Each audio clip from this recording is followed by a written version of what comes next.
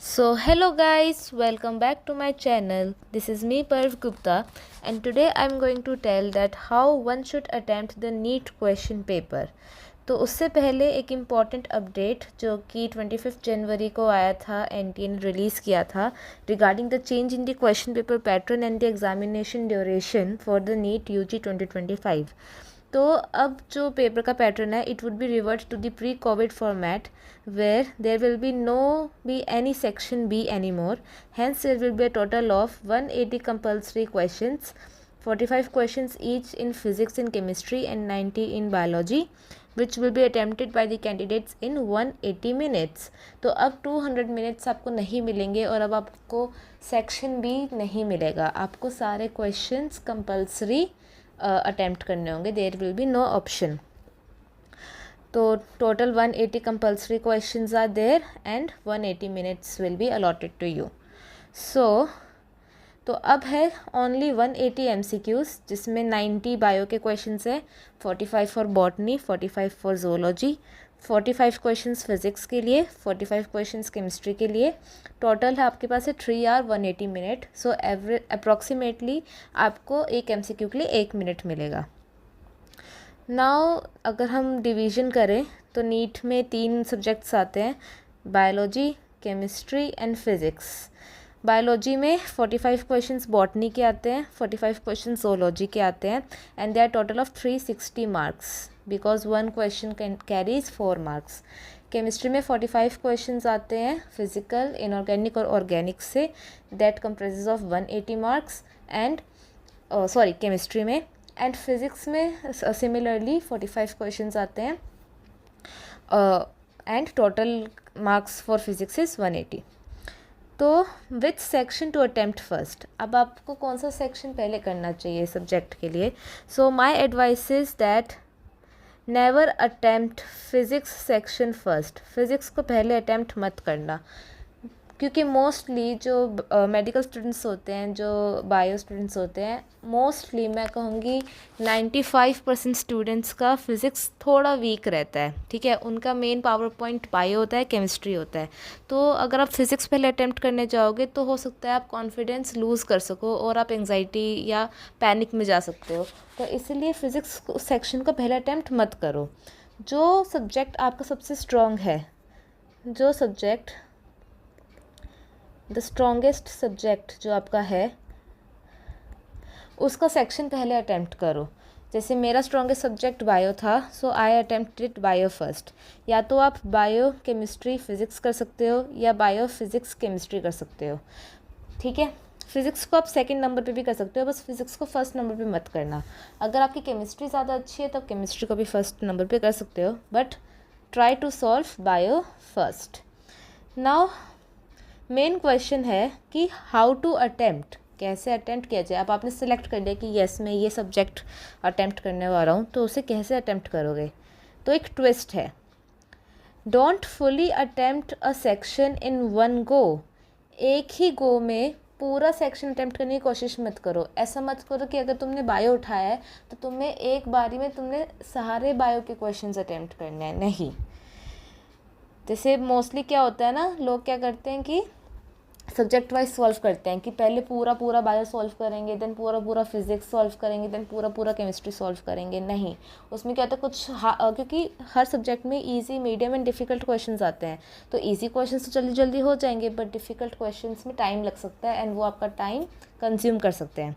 तो अब हमें टाइम मैनेजमेंट पे ध्यान देना है ना. Time management is very very important. तो हमें क्या करना है, हम क्या करेंगे, पेपर को 3 साइकिल्स में डिवाइड कर देंगे. जो साइकिल 1 होगा उसमें क्या होगा, you have to attempt questions in which you are 100% confident. Attempt all those questions from all 3 sections. तुमने स्टार्ट किया बायो से, तो बायो में जितने भी तुम्हारे वैसे क्वेश्चंस है जिसका आंसर तुम्हें 110% श्योर है, उनको अटेम्प्ट करो. देन बायो में जितने भी तुम्हें इजी क्वेश्चंस आते थे वो तुमने कर लिए, फिर तुम केमिस्ट्री में वैसे क्वेश्चंस करो एंड देन फिजिक्स में. तो कैसे टाइप ऑफ क्वेश्चंस, जैसे 1 वर्ड आंसर क्वेश्चंस होते हैं, डायरेक्ट क्वेश्चंस होते हैं बायो में, मैच द फॉलोइंग होते हैं बायो केमिस्ट्री और फिजिक्स में. अगर तुम 100% कॉन्फिडेंट हो तो उसको अटेम्प्ट करो। और जो theoretical one word answer questions होते हैं फिज़िक्स केमिस्ट्री के जो न्यूमेरिकल बेस्ड क्वेश्चंस हैं उनको साइकिल 1 में सॉल्व नहीं करना है। जो न्यूमेरिकल क्वेश्चन है उनको साइकिल 1 में नहीं करना है, ठीक है। Now feeling of OMR। अब क्योंकि तुम इन क्वेश्चंस में जो साइकिल 1 में तुम क्वेश्चन अटैम्प्ट कर रहे हो उसमें तुम 100% कॉन्फिडेंट हो, तो OMR को साइड बाय साइड फिल करते रहो, बट केयरफुली डबल चेक करके कि कौन सा ऑप्शन मार्क कर रहे हो, कौन से क्वेश्चन मार्क कर रहे हो। OMR को ध्यान से भरना, बट साथ साथ भर लेना ताकि तुम्हारा बाद में OMR भरने का टाइम भी बच जाए। Then coming up to cycle 2, ठीक है। तो साइकिल 2 में क्या करना है, जो साइकिल 1 से क्वेश्चंस छूट गए थे, लाइक तुम साइकिल 1 में जो क्वेश्चंस कर रहे हो, तुम्हें क्वेश्चन पर आए जो तुम्हें लगता है you are 90% sure but not 100% sure, तो उसको तुम साइकिल 2 के लिए छोड़ दो, ठीक है। तो इसमें वो वाले क्वेश्चंस करने जो तुमने साइकिल 1 में छोड़ दिए थे, in which you were at slightest doubt, and थोड़े जो लॉन्ग क्वेश्चन है जिनमें टाइम लग सकता था। इसको भी तीनों सेक्शंस में अटैम्प्ट कर लो। पहले बायो के मीडियम क्वेश्चंस, देन केमिस्ट्री के साइकिल 2 के क्वेश्चंस, देन फिजिक्स के साइकिल 2 के क्वेश्चंस। जिस क्वेश्चन में तुम्हें ज़्यादा डाउट आ रहा है, लाइक तुम्हें बहुत डाउट आ रहा है, उसको साइकिल 2 में छोड़ दो, उसको नेक्स्ट साइकिल के लिए पोस्टपोन कर दो। तो जो जिस क्वेश्चन में तुम्हें लगता है टाइम लग सकता है, बड़ा टाइम टेकिंग है, बहुत ही लेंदी कैलकुलेशंस है, तो उसको तुम आगे आने वाले साइकिल्स के लिए लीव कर दो। इसमें कौन से क्वेश्चंस आ सकते हैं साइकिल 2 में, कौन से क्वेश्चंस आएंगे, स्टेटमेंट बेस्ड। तुमने स्टेटमेंट बेस्ड क्वेश्चन साइकिल 1 में छोड़ दिए थे क्योंकि साइकिल 1 में हमें फटाफट क्वेश्चन सॉल्व करने हैं जो कि 1 वर्ड डायरेक्ट आंसर वाले क्वेश्चंस थे। तो स्टेटमेंट बेस्ड को हम फर्स्ट टाइम एनकाउंटर करेंगे सेकेंड साइकिल में, जैसे असर्शन रीजन क्वेश्चंस, जिसमें हमें थोड़ा सा ध्यान से पढ़ के एनालाइज करना होता है, true and false questions and correct statement. मैंने इस पर एक शॉर्ट बनाया हुआ है the tip of the day series में कि how to attempt statement based questions. Easy calculation वाले क्वेश्चन साइकिल 2 में कर सकते हो जिसमें डायरेक्ट फॉर्मूला लग रहा है, ठीक है, जिसमें डायरेक्ट फॉर्मूला लग रहा है उसको तुम इसमें सॉल्व कर सकते हो। इजी रिएक्शन बेस्ड या डायरेक्ट फॉर्मूला बेस्ड क्वेश्चंस, ठीक है। अब OMR फीलिंग का क्या है, OMR को साइड बाय साइड तब भी फिल करना इफ़ यू आर 100% कॉन्फिडेंट। तुमने क्वेश्चन सॉल्व कर लिया, तुम्हारा आंसर आ गया, बट तुम्हें लग रहा है कि you are not that very much sure कि तुम OMR का बबल फिल करो कि नहीं, तुम्हें रीचेक करने की ज़रूरत पड़ सकती है। तो अभी उस OMR को छोड़ दो, तुम नेक्स्ट क्वेश्चन अटैम्प्ट करो।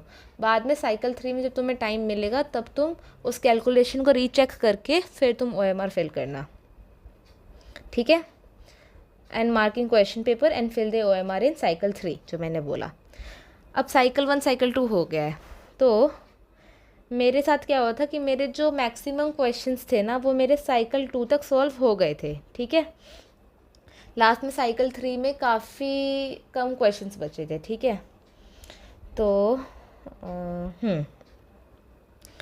फिर आता है साइकिल 3। साइकिल 3 में जो तुमने साइकिल 2 में क्वेश्चंस छोड़े थे वो अटेम्प्ट करने हैं, ठीक है, जिसमें तुम्हें लग रहा था बहुत लेंदी कैलकुलेशन थी या जिसमें तुम्हें लग रहा था कि थोड़ा सा टाइम लग सकता है, लाइक स्टेटमेंट जिसमें तुम अनश्योर थे, वो तुमने अब साइकिल 3 में सॉल्व करने हैं। और जो हार्ड क्वेश्चंस थे जिनमें लॉन्ग कैलकुलेशन थी, एप्लीकेशन बेस्ड क्वेश्चंस थे, जैसे फिजिक्स में रजिस्टर, कैपेसिटर और इंडक्टर वाले क्वेश्चंस होते हैं, बहुत ही ज़्यादा लाइक मैसी सर्किट्स होती हैं, तो वो वाले जो क्वेश्चंस हैं वो तुम साइकिल 3 में अटेम्प्ट करना।